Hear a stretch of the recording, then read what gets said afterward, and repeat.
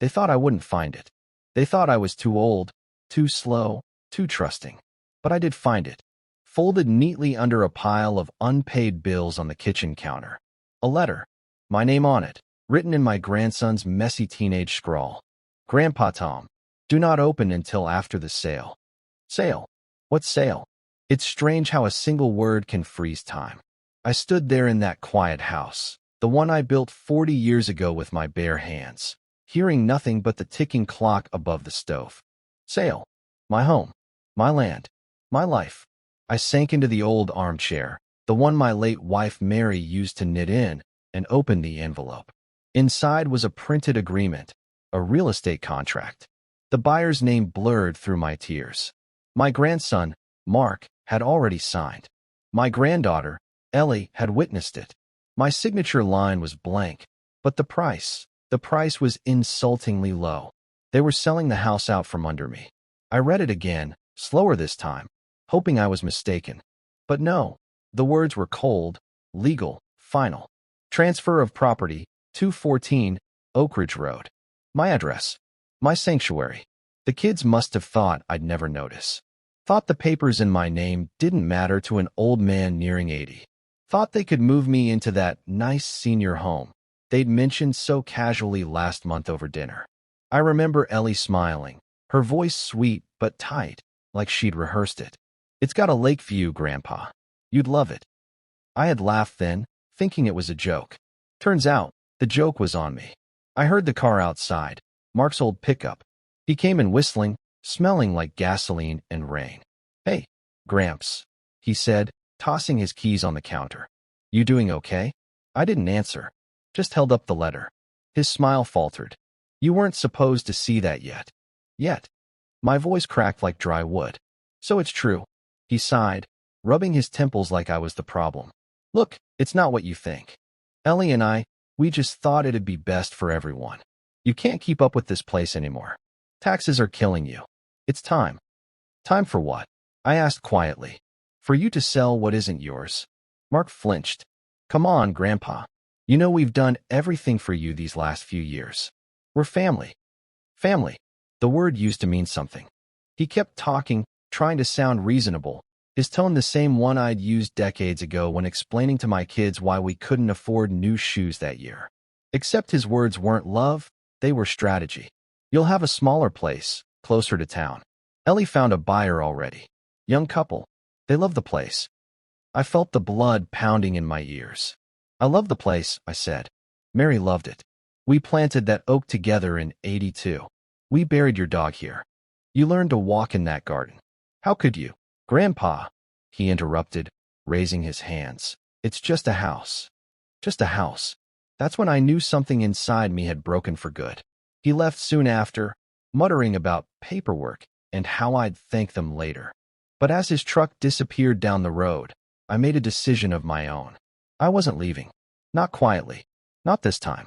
That night, I sat at the kitchen table with a cup of cold coffee and pulled out an old tin box from the drawer.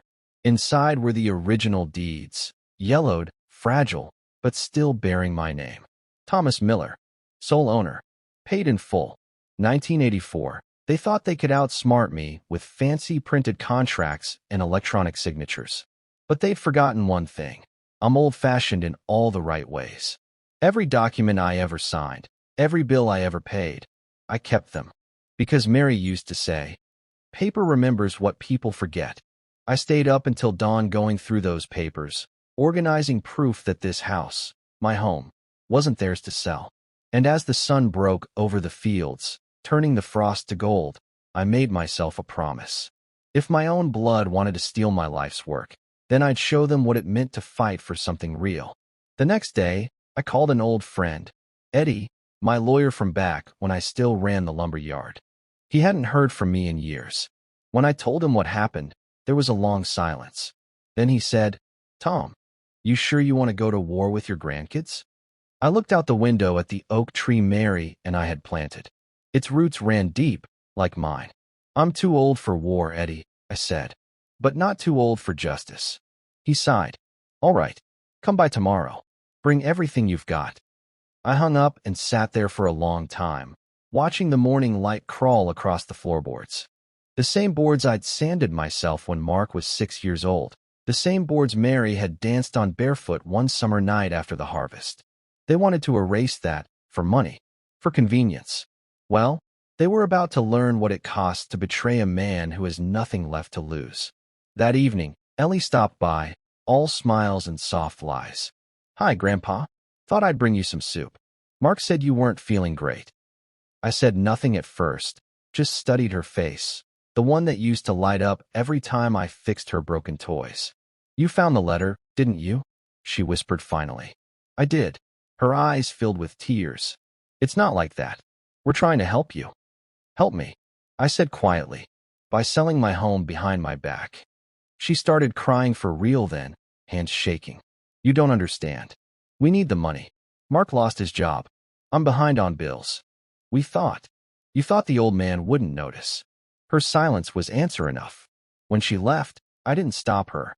But as her car lights vanished down the driveway, I whispered to the empty house, "You're not getting this place. Not while I'm breathing."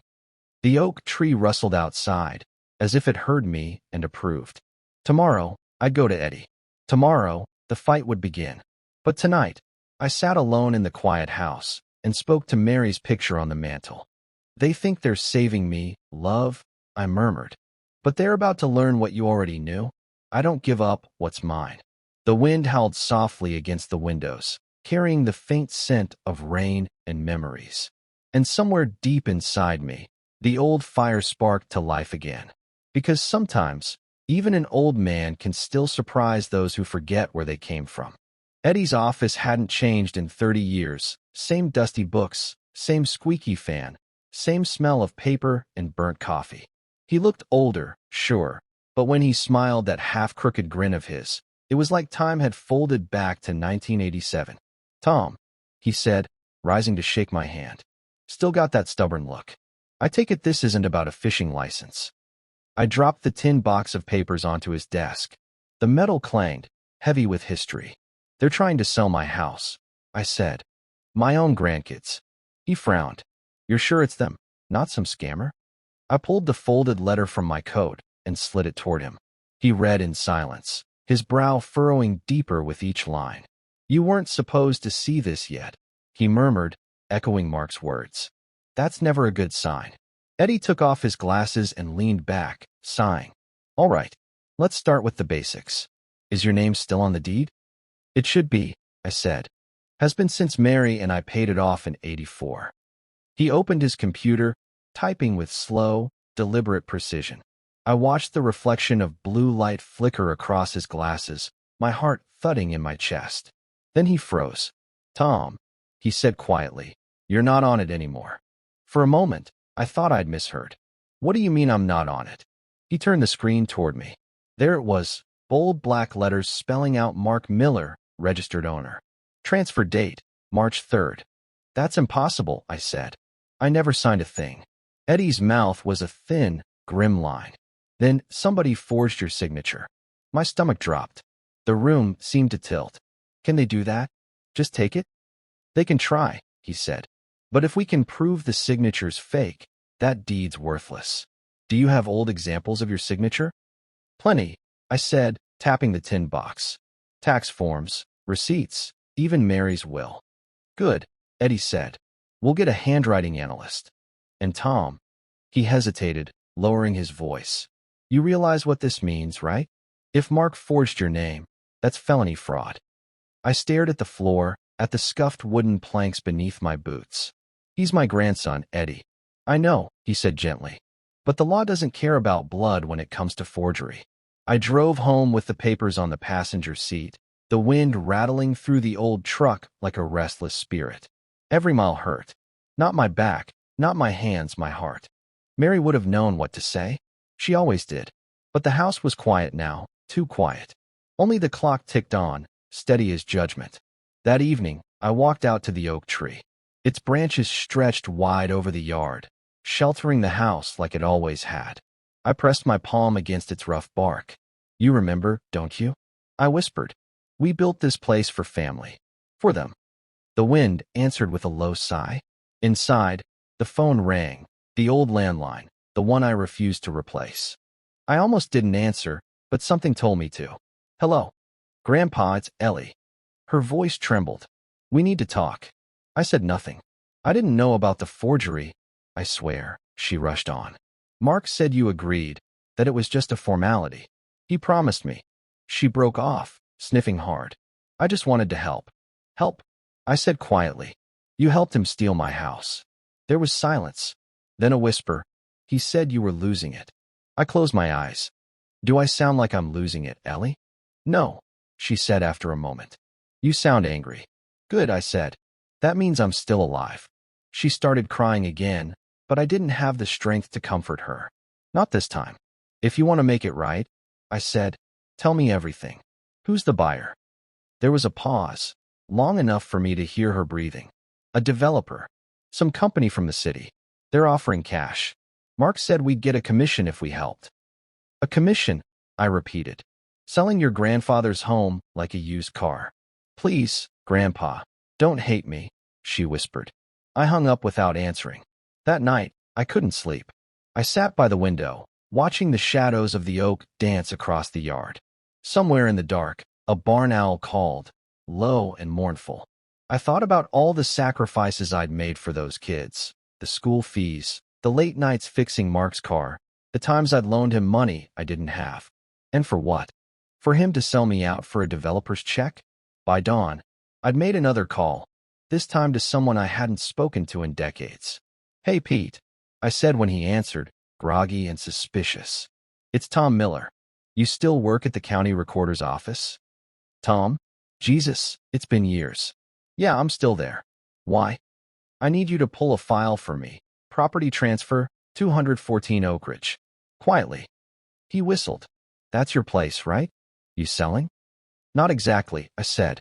More like fighting to keep it. He promised to check and call me back. When he did, an hour later, his voice had changed, serious, careful. Tom, this file's messy. There's a notarized deed transfer from you to your grandson, dated March 3rd. Signature looks clean, too clean, if you ask me. And the notary? Some woman named Carol Simmons from Miller Realty. Miller Realty, I repeated. You mean Mark's wife's family? Looks that way. You want me to make copies? Every page, I said. When I hung up, my hands were shaking, not from fear, but from fury. It wasn't just greed anymore. It was a plan, a whole operation. Mark, his wife, her family, all in on it.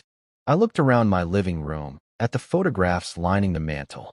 Mark's graduation, Ellie's 6th birthday, Mary holding them both, sunlight in her hair. How do you fight your own blood? How do you look at the faces you raised and see strangers? That evening, I went out to the shed. The air smelled of oil and pine. I opened the old chest by the wall, the one I hadn't touched since Mary died, and pulled out a wooden box of tools. My father's tools, rusted but strong. I set them on the workbench one by one, hammer, wrench, chisel, and thought about all the things I'd built with them. Houses, fences, futures. Maybe it was time to build something else, something that would remind them who they were dealing with. When Eddie called later, I told him everything Pete had found. He was quiet for a long time. This isn't just forgery, he said finally. It's conspiracy. You ready to press charges? Not yet, I said. First, I want to see the buyer's face. You planning something, Tom? Just a little introduction, I said. I built this house with my hands. Maybe it's time to show them what these hands can still do. Eddie sighed. You always did like a bit of drama. Mary called it justice, I said.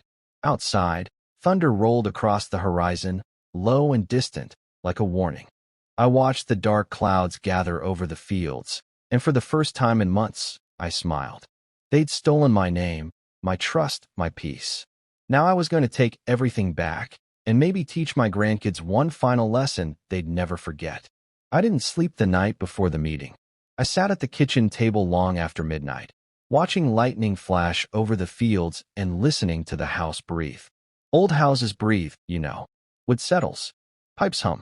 Windows sigh. But that night, it sounded like the place was whispering to me, don't let them take me. By morning, the storm had passed, leaving the air clean and heavy with the smell of wet earth. Eddie called at 8 sharp. Tom, I've arranged a meeting with the buyer's representative. 2 o'clock, downtown office. You sure you're up for it? I've been up for it since they forged my name, I said. The drive into town felt longer than usual. Maybe it was the weight in my chest or the memories pressing against me from every mile marker. I'd built this road, in a way, worked on the county crew the summer of '69, laying gravel by hand, sweating for $2 an hour.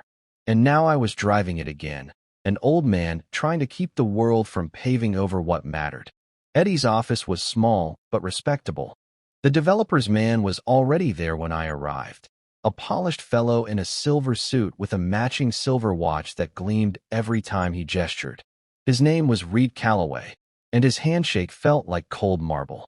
"Mr. Miller," he said with a smile that didn't reach his eyes. "Pleasure. I represent Greenstone Developments. We're very interested in your property." "I gathered," I said, taking a seat. "Funny thing, though, nobody asked if I was selling." He chuckled like I'd made a harmless joke. "Ah, I see there's been a bit of confusion. Your grandson assured us everything was above board." "Did he now?" Eddie cleared his throat. "Mr. Calloway, my client's name was used on forged documents. That's not a misunderstanding. It's a felony." The silver man's smile faltered just slightly. Now, let's not throw around ugly words. I'm sure we can resolve this amicably." I leaned forward, locking eyes with him. "You bought stolen property."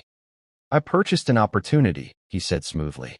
"Your grandson told us you were ready to move to assisted living, that you'd given verbal consent. Then your company either ignored the law or chose not to check it," Eddie said. Reed shrugged. "We rely on signed paperwork, not gossip." I studied him. Something about his tone, too confident, too rehearsed, made my skin crawl. "You ever been out to that property, Mr. Calloway?" He looked surprised. "Personally? No. My associates have." "You should," I said. "It's beautiful land. That oak tree alone is older than your entire company." He gave me a small, patronizing smile. "Old things have sentimental value, Mr. Miller, but sentiment doesn't pay property taxes." The way he said it, clean, cold, efficient, hit me harder than any insult. That's what they saw when they looked at my home. Land to flip, wood to cut, a past to pave over. Eddie slid a folder across the table. "We'll be filing a complaint with the county and the state's attorney. Any development plans you have will be frozen until ownership is verified." Reed hesitated, his silver watch catching the light. "You realize that we'll make this very public?" "I count on it," I said. He smirked faintly, rising to his feet. "You're a stubborn man, Mr. Miller." "Used to be," I said. "Now I'm just old. That makes me dangerous." When he left, the air felt lighter, but only slightly. Eddie exhaled slowly. "You think he's bluffing?" "He's hiding something," I said. "Developers like him don't care about a small farmhouse unless there's more under it." "What do you mean?" I looked out the window, watching the rain start again. "That oak tree sits on more than dirt. There's a spring under that land, a natural one. My father used to say it fed half the creek down the valley. Water like that, on private land? Worth money now." Eddie blinked. "So your land's not just sentimental. It's valuable." "Maybe that's why Mark rushed the sale," I said quietly. He knew.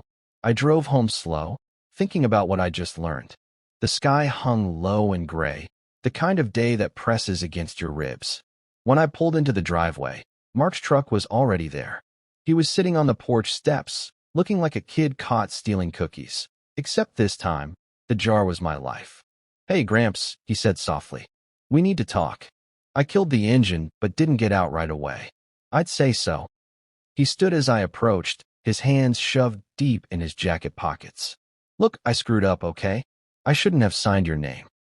"That's one way to put it." He swallowed. "But you don't understand. It's not just about money. The developer, he offered me a job. Management position, 6 figures. Said he could make things right for both of us if I helped close the deal." I stared at him, the grandson I'd raised like my own son, standing there with rain in his hair and greed in his eyes. "So you sold your soul for a paycheck?" "I did it for us," he snapped. "You can't live out here forever, Grandpa. The house is falling apart. Taxes are bleeding you dry. You need help." "I need honesty," I said quietly. His face twisted. You think I wanted this? I've been drowning, Grandpa. You've got no idea what it's like trying to stay afloat out there. You work your whole life for something nobody cares about anymore. I stepped closer. You care about it. You just forgot why. He shook his head, rain dripping from his chin. It's not like when you were young. You can't live off pride anymore. Maybe not, I said, but I can die with it. For a moment, neither of us spoke. The thunder rolled again, closer this time, echoing off the hills. Mark finally looked away. They're breaking ground next week, he said. Nothing you can do will stop it. He walked past me to his truck, muttering something I didn't catch. When the taillights disappeared down the road, I turned toward the oak tree. The rain had eased into a steady drizzle, the kind that seeps into your bones and stays there. Next week, I said to the tree, to the sky, to Mary's memory. We'll see about that. That night, I went back to the shed and spread my father's tools on the bench again. Hammer, nails, wire, old padlocks. And then, something I hadn't touched in decades. A small wooden sign Mary had painted when we first moved in. Private property, Miller Farm. I ran my fingers over the faded letters. Then I smiled. If they wanted to dig up my land, they'd find more than dirt. They'd find the truth buried deep as the roots of that tree. I stayed up all night making calls. Old friends, former coworkers, one man from the Historical Preservation Board I hadn't spoken to in 20 years. When I hung up the last call at sunrise, I knew what I had to do. They thought I was fighting for a house. They were wrong. I was fighting for my name. I woke before dawn to the sound of gravel crunching under tires. At first, I thought it was a dream, one of those soft, uneasy ones that vanish like mist when you blink. But when I looked out the window, the truth hit me like a hammer to the chest. 2 trucks. One white, one yellow.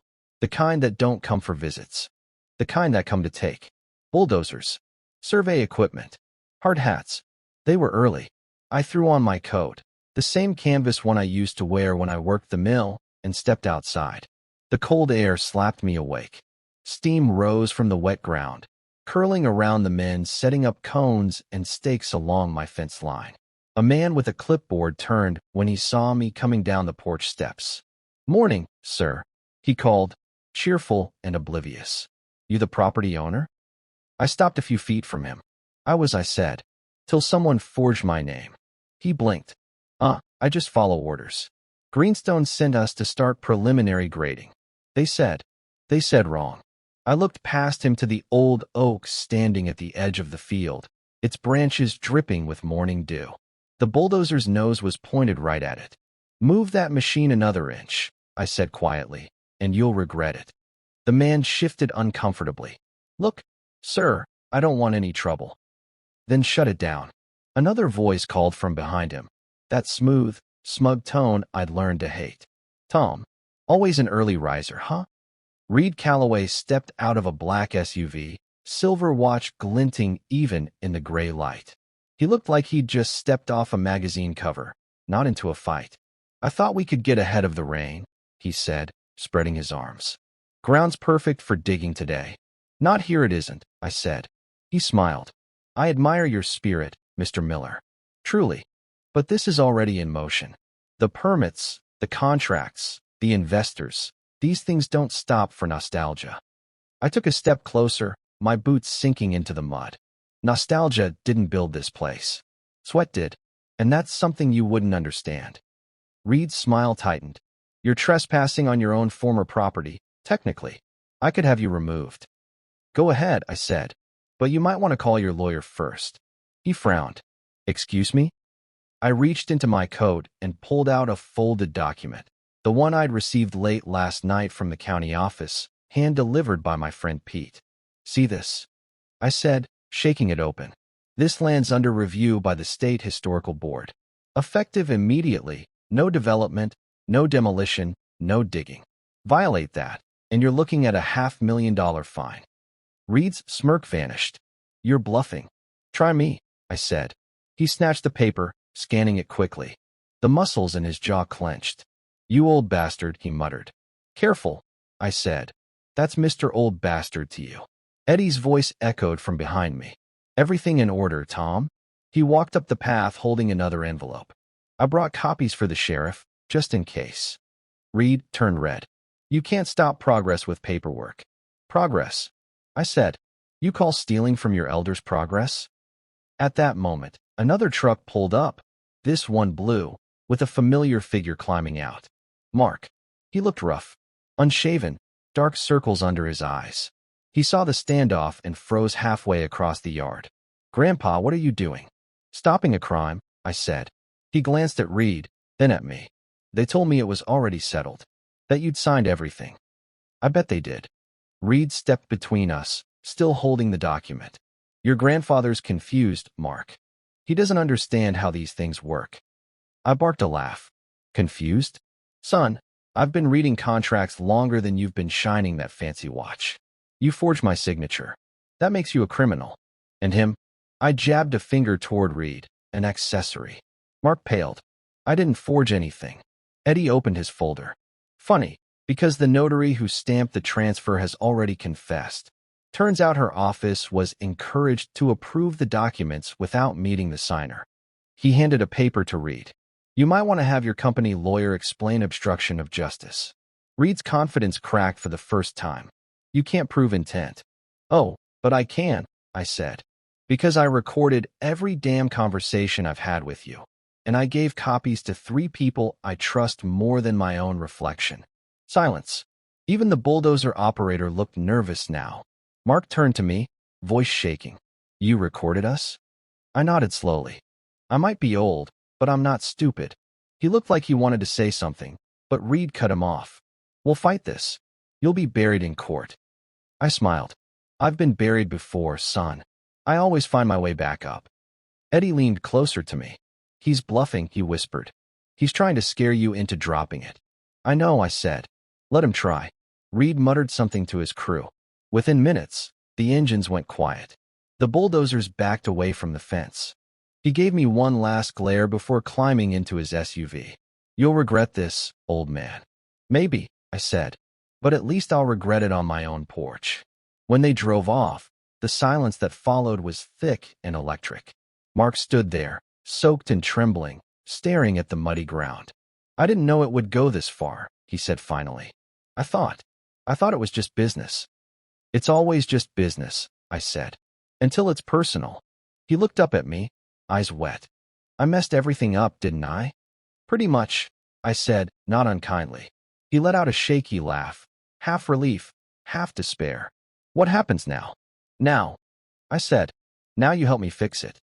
We spent the rest of the morning together for the first time in months, walking the property, taking photos for the preservation board, marking old landmarks I hadn't thought about in years, the foundation stone my father laid, the spring that still trickled clear as glass, the spot where Mary planted her first rosebush.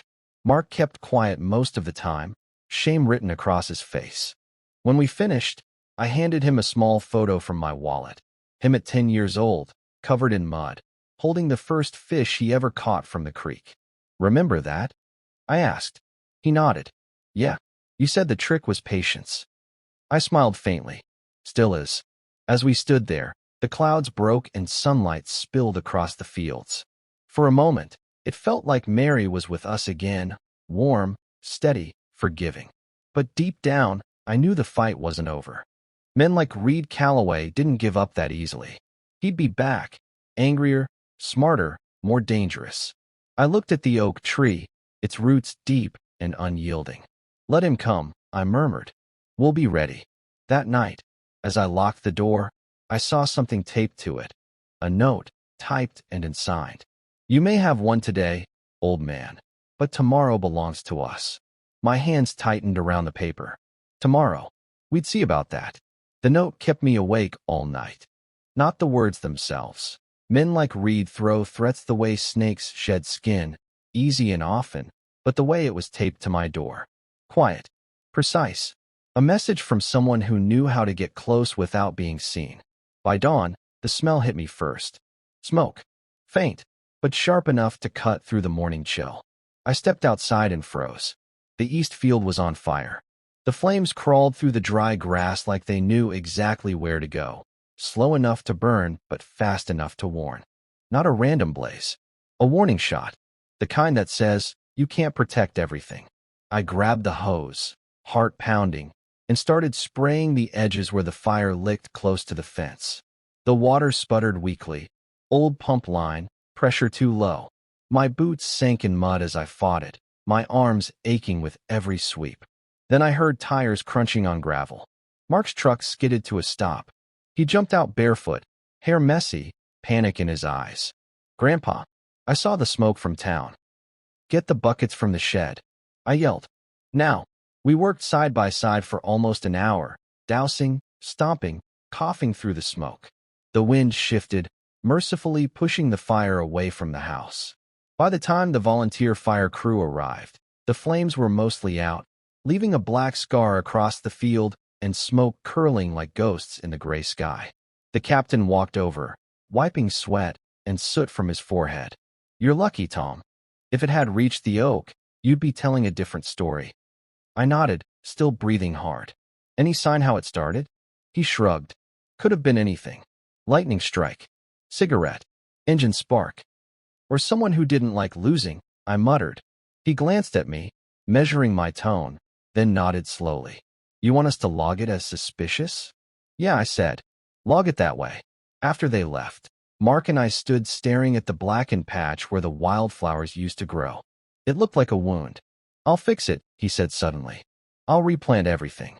Whatever it takes." I turned to him. "Mark, this isn't about grass. It's about the kind of people you trusted." "I know," he whispered, "and I hate myself for it." For a long moment we just stood there, the smoke curling between us. Then I reached out and put a hand on his shoulder. "Hating yourself doesn't change anything. Doing better does." He nodded, jaw tight. "Then I'll do better." We spent the rest of the day cleaning up what we could. The fire had spared the oak, though some of the lower branches were singed. I pressed my hand to its trunk, feeling the warmth still lingering in the bark. "You're tougher than all of us," I whispered. That evening, Eddie called. "You all right? I heard there was a fire out your way." "Someone sent me a message," I said. He sighed. "I warned you, Tom. Men like Reed don't scare easy. But we've got leverage now. The historical protection paperwork went through this morning. Your land's safe legally." "Legally," I said, "but not physically." There was a pause. "You think he'll try again?" "I don't think," I said. "I know." After I hung up, I sat in the living room staring at the photographs on the wall. Mary in her garden, the kids building a snowman, the family at Christmas 20 years ago. Every picture felt heavier now, like the frames were holding up more than memories. Mark came in quietly, holding 2 mugs of coffee. "You still take sugar?" "Always," I said. He handed me a cup and sat down across from me. "I talked to Ellie," he said after a moment. "Told her everything. She's ashamed. Said she wants to come clean to the police." "Good," I said. "Maybe that'll help." He looked down at his hands. "I was going to ask you something. Do you hate me?" The question hung in the air. I thought about all the nights I'd carried him on my shoulders when he was a boy. The time he broke his arm falling out of the barn loft, and I drove him 20 miles through a thunderstorm to the ER. The time he cried at Mary's funeral, and I held him until my shirt was soaked through. I took a slow sip of coffee. "No, son. I don't hate you. But I hate what you let happen." He nodded, eyes shining. "Then let me help fix it." "You already started," I said. We sat in silence for a while, watching the fireflies blink outside the window. For the first time in months, it didn't feel like we were enemies. But peace didn't last long in this war. 3 nights later, I was woken by a sound. Not loud, just wrong. A car door closing where there shouldn't have been one. I got up, grabbed the old flashlight and my shotgun, not loaded, but convincing enough in the dark, and stepped outside. The driveway was empty, but the porch light flickered. Then I saw it. A small box sitting on the steps, wrapped in brown paper. My stomach dropped. I approached carefully, crouched, listened. No ticking, no wires. Just a box. I tore it open and froze. Inside were photographs, aerial shots of my property, marked with red circles. Well Site 1, Subdivision A. And on top of them, a single note typed on clean paper. "You can't save what's already sold." I felt something cold settle deep in my chest. When morning came, Eddie confirmed what I already feared. "They filed a new claim, Tom. Not for your land directly, for the water rights beneath it. Your spring. They're trying to drain it from underneath, I said. Exactly. Legal gray area. If they pull the water from adjacent land, your soil dries out, your foundation sinks, your house becomes worthless. They can't. He sighed. They can. Unless we prove the spring is protected. I hung up, walked outside, and looked toward the oak. The morning light hit the dew on its leaves like sparks. We'll protect it, I whispered. You and me. That night, I went to work. Mark helped me dig a narrow trench from the oak to the creek, rerouting the water so it flowed visibly through the field.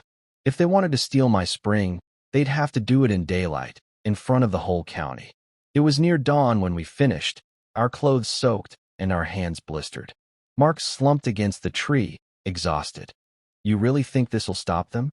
Not by itself, I said, but it'll show everyone what's at stake. He smiled weakly. You're not just fighting for land, are you? I looked at the horizon, at the faint glow of another day trying to break through. No, I said quietly. I'm fighting for the truth.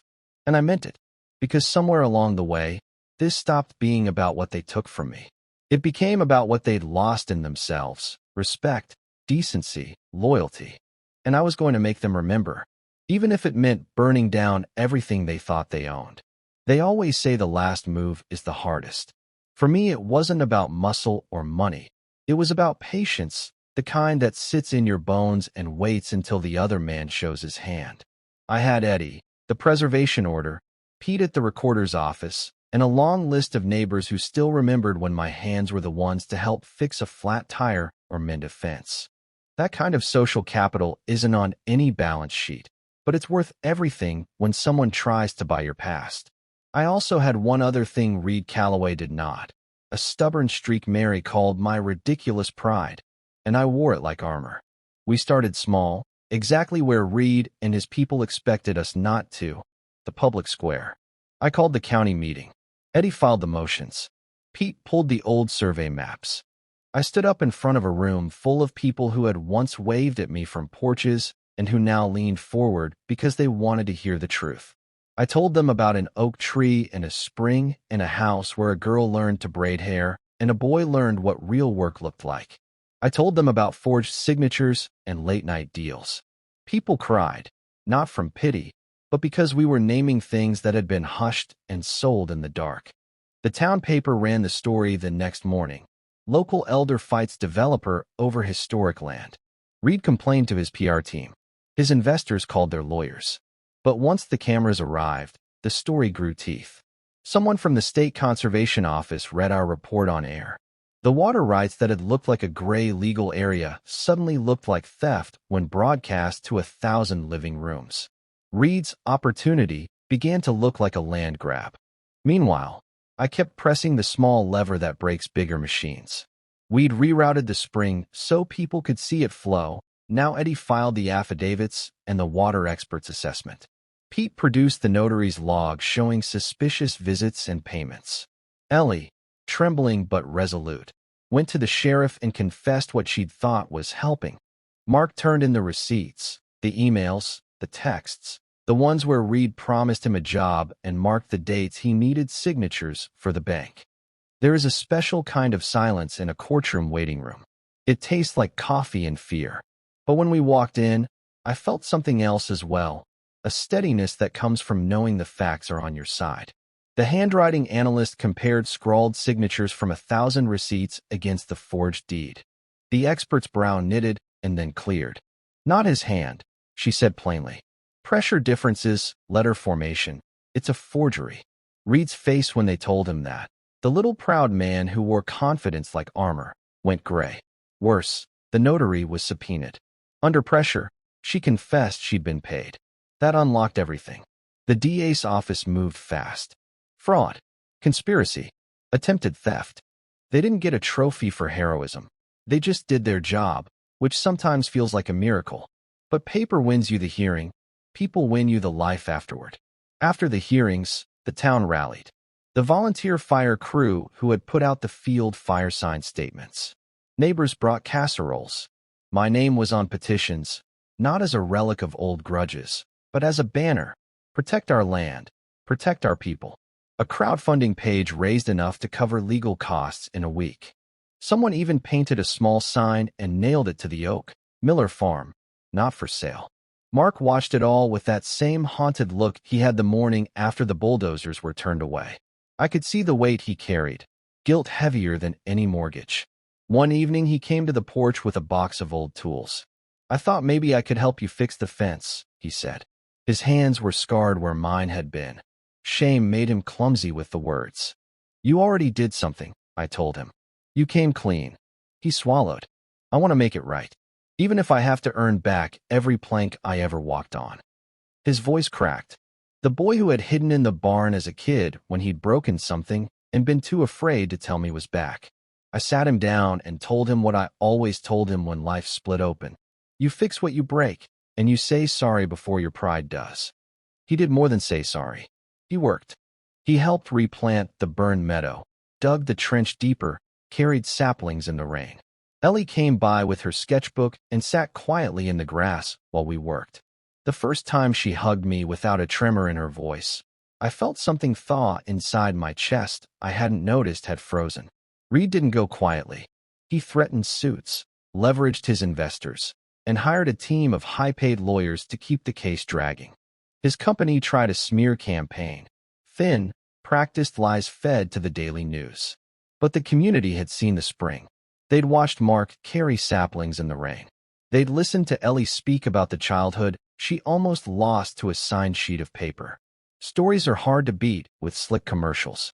Then came the final move. It was small and quiet, and hardly anyone saw it except for the deputy who'd been following Reed's transactions. While Reed chased legal maneuvers, a bank auditor noticed irregularities in payments from one of Reed's shell accounts. It turned out Reed had short-circuited funds to the notary and to a shadowed consulting account tied to Miller Realty, payments that didn't align with any legitimate expense. The bank froze accounts. The investors pulled out. Reed's empire trembled. That spectacle finished him, not because one man had power over another, but because the truth, once unearthed, corrodes even the brightest suits. The DA offered Reed a deal: plead guilty to a count of conspiracy and restitution, or face a jury that would likely put him away for years. He chose the former. It's an anticlimax in a way. No dramatic arrest outside the courthouse. But that's the thing about justice sometimes. It arrives in thin legal ink and causes heavier consequences than any front-page drama. In the end, the forged deed was voided. The county reaffirmed the historical protection for the spring and the land. Reed's company paid fines that turned his quarterly reports into red ink. The notary went to jail for accepting bribes. Mark and Ellie were ordered to restitution and community service, and they did it publicly, not because the judge ordered them to display shame, but because they wanted to show the town they understood the cost of what they'd done. We didn't go to war to bankrupt anyone. I didn't delight in Reed's fall. I wanted the oak to stand, the spring to flow, and my grandchildren to learn what it meant to be root deep with something larger than a paycheck. And in a strange, painful way, they learned. The week the case closed, the town threw a small gathering by the barn. Nothing fancy, just a potluck and a few folding chairs. People brought pies and old stories. I stood by the oak, watching kids chase fireflies, and for a moment I felt very young and very old at the same time. Mark helped hang a new sign: Miller Farm, a place of work, water, and memory. Ellie approached me then, sketchbook in hand. She'd drawn the oak in charcoal, every branch painstakingly traced. "I'm sorry, Grandpa," she said, voice thin, "for everything." She folded the drawing and handed it to me like an offering. Her hands were steady. I took it and held her gaze. "I know," I said. "You've done more than say it." She smiled, small and frightened and brave. "Can you ever forgive me?" I thought about Mary's laugh, the stubbornness in my father's shoulders, the lesson that people change slower than the seasons, but sometimes they do change. "I already have," I said. "But forgiveness doesn't mean forgetting. It means you show me, from now on, how you're different." Mark stepped forward, wiping his hands on his jeans. "I'll work the land, Grandpa. I'll fix the things I broke." He nodded to the crowd. then to Reed's empty suit that had once promised him gold. I'll make this right. And they did. They planted a row of apple trees by the creek.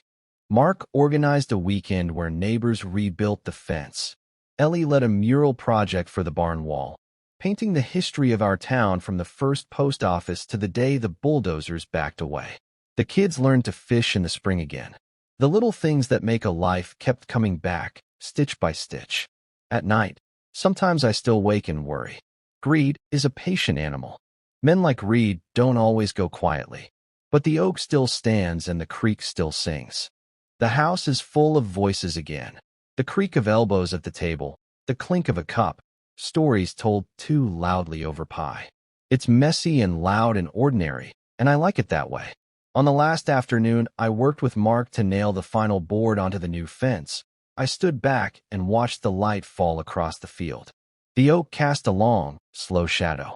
I felt Mary's hand in the way the wind moved through the leaves, and something like peace settled over my shoulders.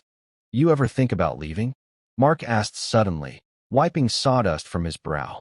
Sometimes, I said, but the thing about roots, once they find water, they don't want to move.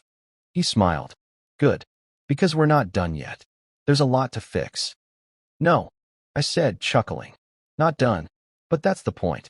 If you keep fixing things, you keep living. He looked at me a moment longer, then turned back to the field. I stayed a while, watching, hands in my pockets, heart a little lighter than it had been when the letter first slipped under my kitchen door. The town will keep changing. Men will try to buy what isn't theirs. New maps will be drawn. People will forget and remember and forget again. But for tonight, at least, the spring ran clear and the oak's roots held fast. As the sun dipped, the shadows mingled and the sky turned the color Mary used to call plum. I felt something like an ending at my back and, beyond it, a beginning. I put my hand on the oak's trunk, rough, warm, real, and whispered, "We did it."